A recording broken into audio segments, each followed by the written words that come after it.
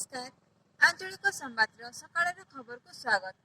आम आखपाखे घटी घटना और विभिन्न विषय खबर सह मु ज्योतिरेखा।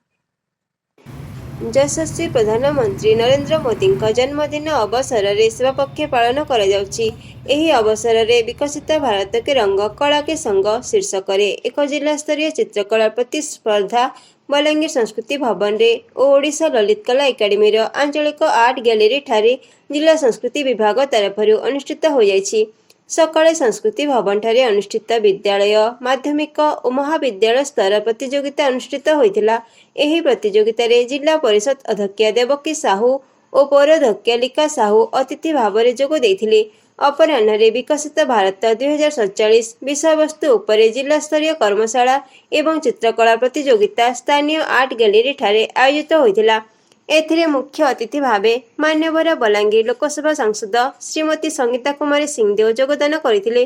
पुरस्कार वितरणी को संदीप कुमार परिचालन करथिले। चित्रकार कर्मशाला रे चालुथिबा विभिन्न चित्रकला देखिबा सह विद्यालय और महाविद्यालय स्तरीय चित्रकला प्रतियोगितार कृति प्रतियोगी को पुरस्कृत करथिले। उच्च विद्यालय स्तर रे प्रथम होइतिले आद्याशा पात्र, द्वितीय होइतिले श्रेयसी भोई, तृतीय होइतिले सुमन पटेल। सेहीपरि भावे महाविद्यालय स्तर रे सागर नायक प्रथम, स्वस्ति रंजन पुरोहित द्वितीय, जे नंदिनी सराबू तृतीय होइतिले।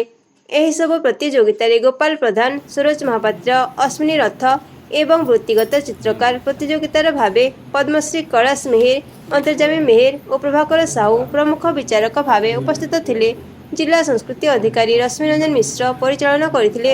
एही कार्यक्रम रे संस्कृति कार्यालय समस्त कर्मचारी और गणमाध्यम प्रतिनिधि उपस्थित थिले। केमिति लागुछि आम सकाळर खबर मतामत निश्चय दियंतु।